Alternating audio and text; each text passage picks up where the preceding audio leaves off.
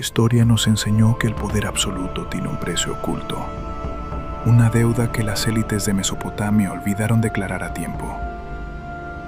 Todo comenzó con un grano de trigo, la primera unidad de valor de un mundo que no conocía la inflación, pero ya sufría de envidia y ambición. En los valles del Tigris y el Éufrates, la humanidad cometió su primer pecado financiero: creer que el crecimiento infinito era un derecho divino. Uruk no era solo una ciudad, era el primer mercado de la historia, donde el destino de miles se decidía en tablillas de arcilla húmeda y fresca. Los sacerdotes, los primeros banqueros del mundo, observaban desde sus zigurats cómo el oro subía mientras el sudor de otros caía al suelo seco. Pero la prosperidad de Sumeria era un espejismo construido sobre una deuda ecológica que nadie en el Palacio Real quería reconocer como real. El sistema de irrigación, joya de la ingeniería antigua, se convirtió en el verdugo que salinizó los campos hasta dejarlos sin vida alguna. La sal no era blanca, era el color del hambre, la señal de que la tierra ya no podía soportar el peso de la ambición de sus propios señores. Cuando el trigo desapareció y solo quedó la cebada amarga, el valor de la vida humana cayó más rápido que el rendimiento de las cosechas. Fue entonces cuando los líderes, asustados por el vacío en sus graneros, decidieron que la guerra era la única forma de equilibrar sus libros. Sargón de Akkad no buscaba gloria eterna, buscaba los recursos de sus vecinos para pagar un ejército que ya no podía alimentarse por sí solo. El primer imperio del mundo nació de una quiebra técnica, una huida hacia adelante donde la conquista era el único combustible disponible. Pero el oro robado solo sirve para comprar tiempo, y el tiempo en Mesopotamia se agotaba bajo el peso de una administración corrupta y lenta. Las ciudades-estado, antes hermanas, se convirtieron en buitres financieros esperando el menor signo de debilidad para devorar al vecino caído. El colapso acadio llegó con la fuerza de una sequía de décadas, la primera gran corrección natural que ningún rey pudo detener con sus espadas. La gente huyó hacia el sur, pero allí solo encontraron más deudas, más muros, y la misma desesperación disfrazada de orden divino y leyes sagradas. Hammurabi entendió que si no podía darles pan, les daría un código, una estructura legal para gestionar la miseria de manera más eficiente. Bajo su mando, Babilonia brilló como la joya de la antigüedad, pero ese brillo estaba financiado por el sudor de quienes nunca verían la libertad. El interés sobre los préstamos de plata creció tanto que las familias vendían a sus hijos para pagar el precio de seguir respirando en paz. La economía de la fe se mezcló con la del miedo, y los templos se llenaron de oro mientras los estómagos de los fieles permanecían completamente vacíos. Pero incluso la Gran Babilonia no pudo escapar a la ley del colapso. Lo que sube por la fuerza, baja inevitablemente por la traición interna. Los asirios aparecieron en el horizonte como una plaga de hierro, la respuesta militarizada de un mundo que olvidó cómo proteger su propia riqueza. Su maquinaria de guerra era perfecta, pero su modelo de negocio era el terror, una estrategia con un costo de mantenimiento siempre insostenible. Cada ciudad conquistada era una nueva línea de crédito en sangre, un imperio que necesitaba devorar más cada día para no colapsar bajo su peso. Nínive, la capital del miedo, se convirtió en la ciudad más rica de la tierra, construida sobre los huesos de millones de deudores olvidados. Ashurbanipal coleccionaba tablillas como hoy se colecciona arte, creyendo que el conocimiento lo salvaría de la furia de sus propios esclavos. Pero el odio es un interés que se acumula en silencio, y cuando llega la factura, no hay oro suficiente en el mundo para comprar el perdón. La caída de los asirios fue tan rápida y violenta que pareció justicia divina, aunque solo fue la consecuencia lógica del saqueo sistemático. Babilonia renació de las cenizas con Nabucodonosor, quien quería construir un paraíso en el desierto para demostrar lo que el dinero compraba. Sus jardines colgantes eran una bofetada a la naturaleza, el recordatorio de que con suficiente dinero, hasta el desierto florece para el rey.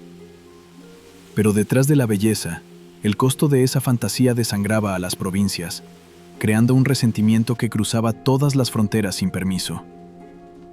Si lo que ves aquí te suena familiar, es porque lo es. Ve al comentario fijado ahora. Lo que encontrarás puede cambiar tu relación con el dinero. El exilio de los judíos no fue un castigo religioso. Fue la importación forzada del capital intelectual que Babilonia necesitaba para seguir creciendo.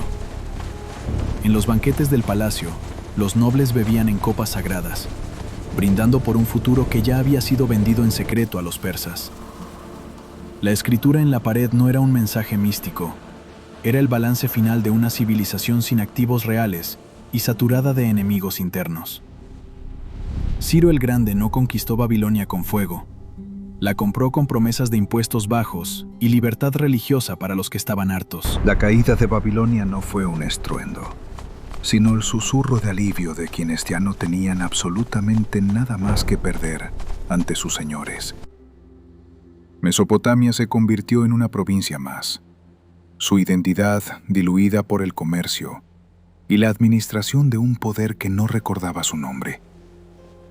Alejandro Magno soñó con devolverle su gloria, pero el destino tiene una forma irónica de cobrar las deudas de los hombres que se creen dioses.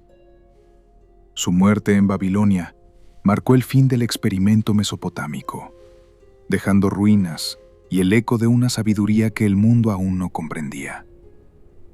El cuneiforme murió con un último sacerdote que, en el año 75 de nuestra era, registró la posición de las estrellas por última vez en su vida. Ese hombre sabía que el lenguaje de los dioses moría, pero sus cálculos matemáticos sobrevivirían a todos los idiomas conocidos del mundo. ¿Qué nos queda hoy de ese mundo de oro y sal? Mucho más de lo que tu cuenta bancaria o tu reloj de pulsera se atreven a admitir abiertamente.